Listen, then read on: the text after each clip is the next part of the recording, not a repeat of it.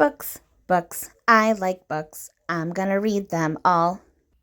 Hi readers, Chris here. Welcome to my channel if you're new here. I don't know why you're watching this video, but I talk about books and stuff.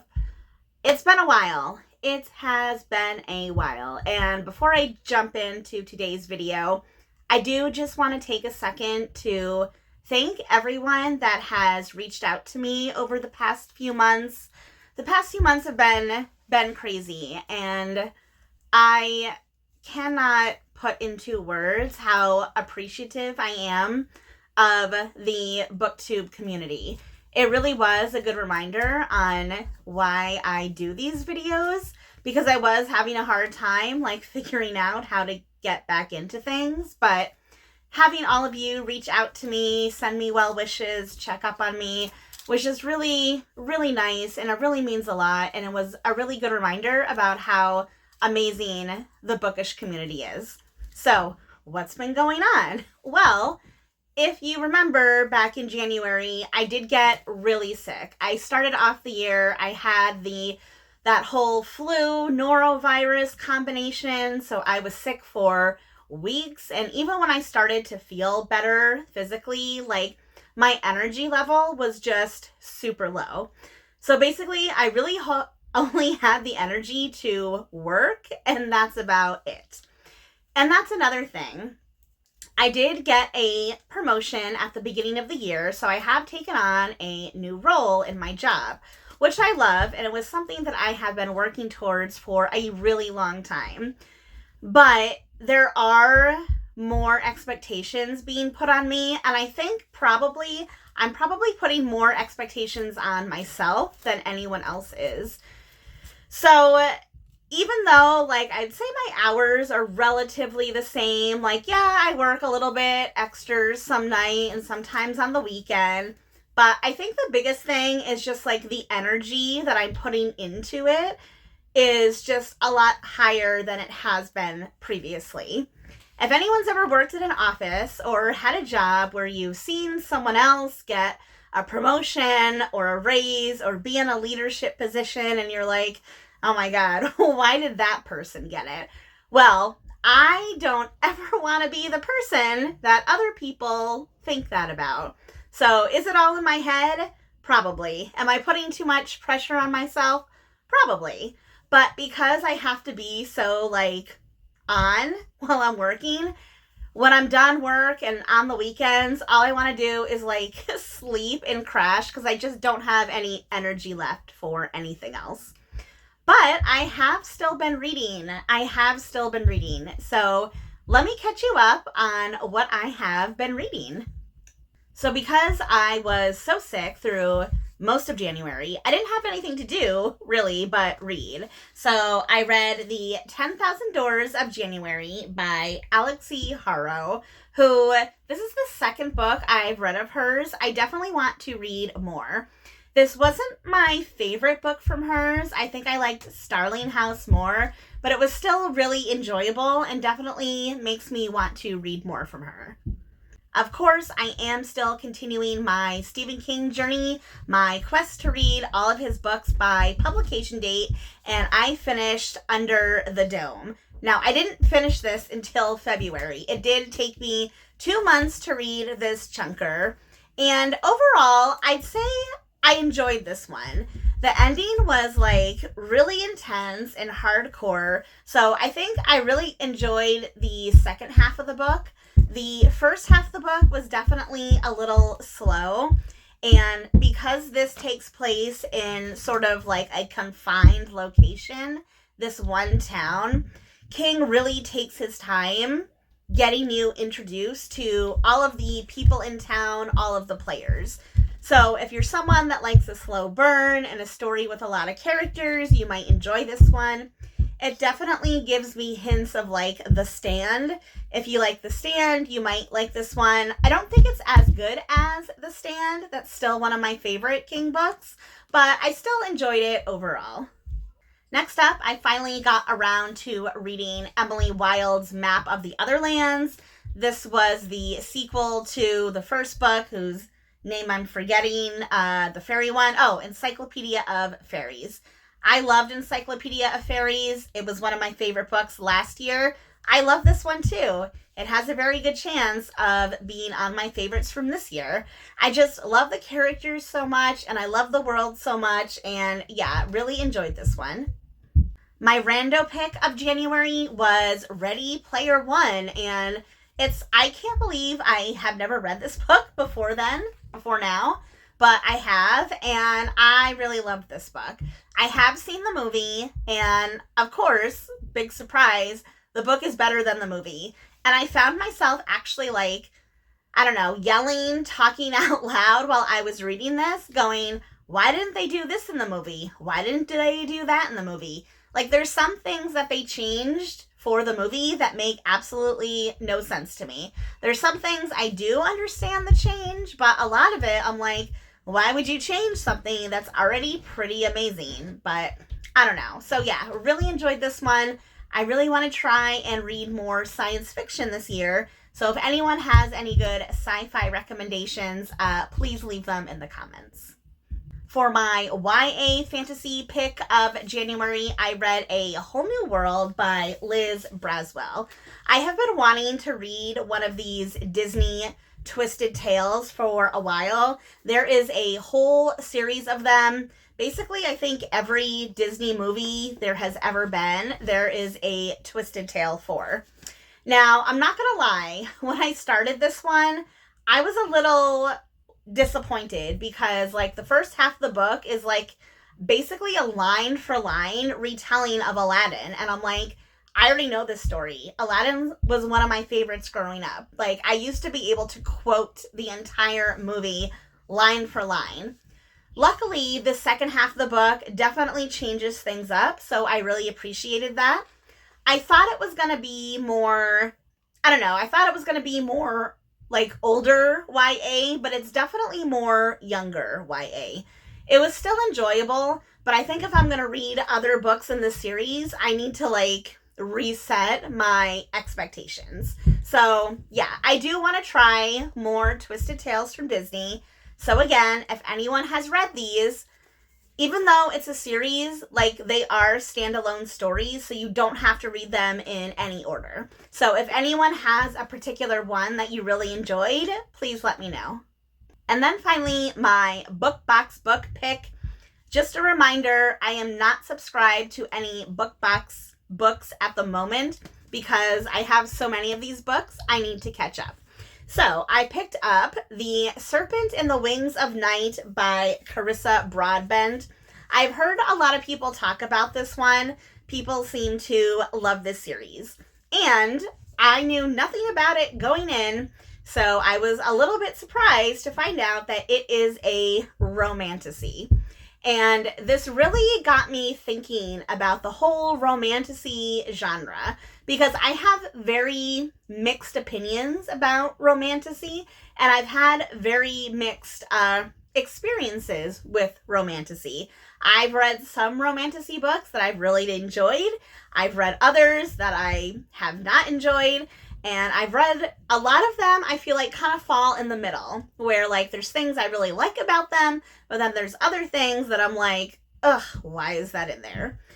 So this really, I decided after reading this book that I wanted to challenge myself to read a whole bunch of romantasy and really try and figure out what is it about these books that don't always click for me, because I know they're super popular. I know they sell a lot. I know people love them. They're just not my favorite, but I don't really know why. So that led me to pick out a few romantasy books for February, which I'm going to talk about now. Full disclosure, most of the books that I picked out for February, I didn't end up finishing. First of all, February is a bit shorter of a month. Second of all, I did take a trip in February. I had to go to Chicago for a week. It was for work, so I had no free time during that trip.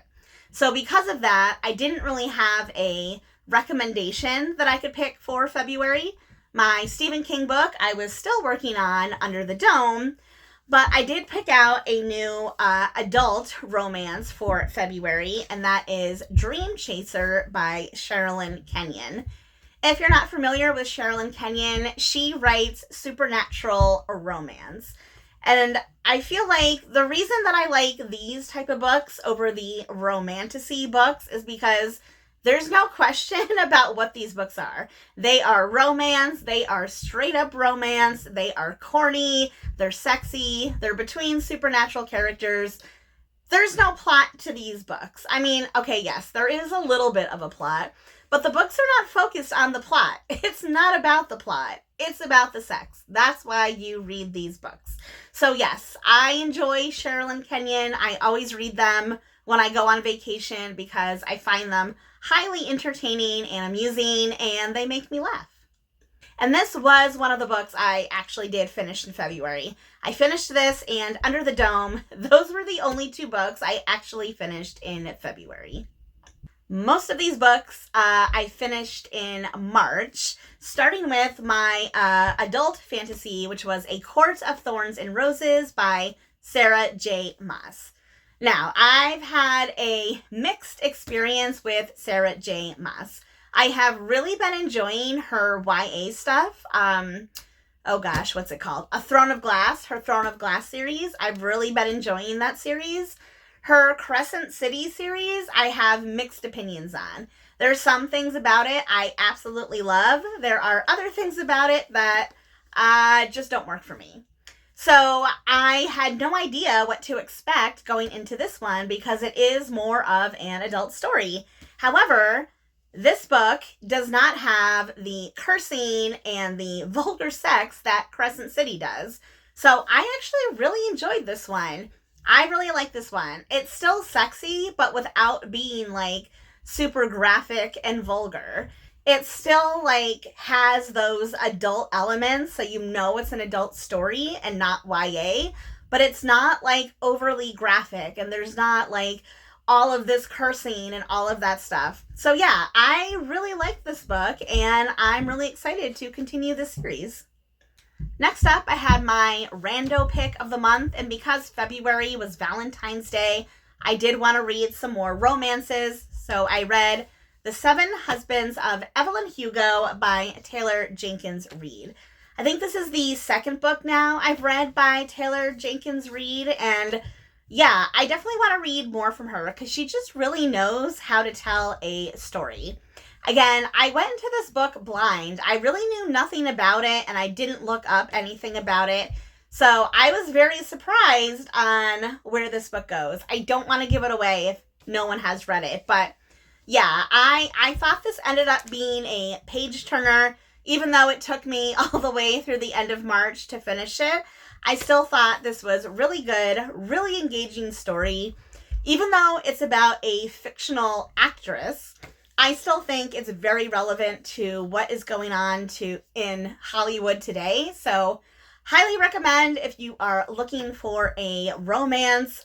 This was a really good one. Also, my romance pick for my YA fantasy of February was also a romantasy, and that is Iron Flame. Yes, I read the first book, Fourth Wing, last year when it came out. I know the third one came out recently and everyone was freaking out about it, so I was like, okay, it's probably time for me to read the sequel. I actually think I liked the sequel better than the first one. I did enjoy the first one. I think I actually like this one better, even though I will say, if you've read this one, I want to talk to you about it, so message me and let me know. There are a ton of plot twists in this particular book. A ton. Some of them worked for me and I thought they were really cool. Some of them did not work for me though. Some of them left me scratching my head going, what? Like, why? I think there are more plot twists in this book than like any book I've ever read, at least recently. But the thing I like most about this series is the dragons. I love the dragons in this book. Not only am I an animal lover at heart, but I love the way that they handle the dragons and the bond that the dragons have with their human riders. I think it's really cool how the dragons and the humans can communicate with each other, basically in their mind. But you can't communicate with any dragon. You can only communicate with the dragon that you are bonded to. And because our main character, Violet, is bonded to more than one dragon, it just makes for some really interesting conversations. One of the dragons she's bonded to was kind of this older, kind of grumpy, get off my lawn type dragon. And then the other dragon she's bonded to is basically a teenager. So I really love that she has this like dichotomy of conversations going on in her head all the time between her older dragon and her younger dragon. I think that's really funny. Again, this is a romantasy, so there is sex in it and there is cursing in it. But again, I think it was pulled back a little bit. In the first book, I feel like it was way too much and not necessary for the plot. Here, I think they pulled it back a little bit, which I appreciated. So I really need to do like a deep dive into Iron Flame, into A Court of Thorns and Roses, The Serpent of Night. I need to do a deep dive into all of these romantasies because, yeah, some of them work for me, some of them don't. A lot of them, like this, are kind of a mixed bag, and I really want to try and figure out, like, why some of these work, I want to like them. I really do, because I see everyone having a fun time. And again, I do like some of them, or I like parts of them. I'm just not as, like, obsessed as some people seem to be. And I need to figure out why. So as I said, most of these books carried over into March. The only books that I actually finished in February were Under the Dome and Dream Chaser, the Sherrilyn Kenyon book. So, going into March, there are 2 other books that I added to my TBR. Continuing my Stephen King journey, I had No Full Dark, No Stars, which is a collection of novellas. I think it's about 4 short stories in here. This one was just okay for me. Like, honestly, I just finished it in March, but I couldn't even tell you, like, the names of the stories. It just wasn't that memorable to me, and I feel like he's done better. Again, I will do a full review breakdown of this at some point when I get back into doing reviews again. But for now, I read it. It was fine. It just wasn't memorable for me. But what was memorable for me is Under the Same Stars by Libba Bray. Libba Bray is one of my favorite YA authors. And this is the first book that she's released in a number of years. So when it came out in the beginning of March, I rushed to buy it. And I really enjoyed this one. There's just something about her writing, her ability to tell a story that, like, you just can't help but turning the page. I had no idea what this book was about going into it. And it basically takes place across 3 different timelines. It takes place in 1940s in Nazi Germany, in the 1980s in Berlin in Germany, and then in the 2020s in New York City during the pandemic. What do all 3 of these time periods have in common? You'll have to read the book to find out. But it's basically the story of about how young people in particular can really impact the world, and how in the face of oppression and opposition, how they rise up and can do just these little things to resist. In some cases, I would say they're more than little things, but Nazi Germany, Berlin, this is when the Berlin Wall was up, so East and West Berlin, and then the pandemic post George Floyd. Yeah, it's just a really great story about how we're all connected, we're all dealing with the same things, history repeats itself, with just a touch of magic and superstition woven in, as Libba Bray usually does. And there's one more book I forgot to talk about, because I also started this book in February, and as of filming of this video, it's April. I still have not finished it, and that is A Fragile Enchantment by Alison Saft. Again, I picked this book out in February. I knew it was going to be a romantasy. And yeah, I have been struggling to get through this one. And it's not that it's terrible. It's not a terrible story. It's not. But it's just, I don't pull for it. I pull for all my other books first. And then usually I have to get to work, or I have to get to bed, or I have to run and do something. So I just don't end up picking this up. And then, yeah, here we are. I'm still not finished with it. So hopefully I can finish it this month. There's also some things in here that I find kind of corny, but I kind of expected it to be corny. I just don't know that I expected it to be as corny as it is. But if you are a romantasy lover, if you lean towards more middle grade, younger YA stories, you might really like this one. I'll see how it ends, and I'll let you know. There's one other book that I started in March that I'm hoping to finish this month, and that is 11/22/63 by Stephen King. This is another chunker, so I knew it was going to take me at least 2 months. And this is another book that I went into blind. I knew it had to do with the JFK assassination, but that's about all I knew. And again, in the beginning of the book, I was quite surprised that this book has a crossover with It, Stephen King's It, Pennywise the Clown It. I was not expecting that when I went into this book. So far, I am really intrigued. I'm really liking this one. I had heard good things about this book. I know it's popular among Stephen King fans, and I can see why. I'm super curious to see where it goes. It does involve time travel. But yeah, I'm really enjoying this one so far, much more than the other King books that I've read recently. So what other books am I reading in April, you might ask? First of all, for my recommendation, I am reading Sister Maiden Monster by Lucy Snyder. I know nothing about this book, but it is described as an absolutely recommended for readers of the cosmic and gloriously horrific. I can't speak today. It's also described as being gleeful, gory, and unrelenting. I don't read a lot of gory books, and I don't read a lot of horror outside of Stephen King. But I'm giving this one a try because it was actually sent to me by David from David's Book Reviews. He sent me 2 horror books, one of which I read last year, The Girl in the Well, which I thought that one was pretty good. So hopefully this one is good as well, but I'm a little scared, but we'll see how it goes. Stephen King, I already talked about, but my adult fantasy for the month I'm really excited about, and that is Empire of the Vampire by J. Kristoff. This was sent to me by Chris, so Chris, thank you again for sending this to me. I've heard really good things about this book, and I'm only, 100 pages in so far. I'm already really enjoying it, and it's quite the page turner.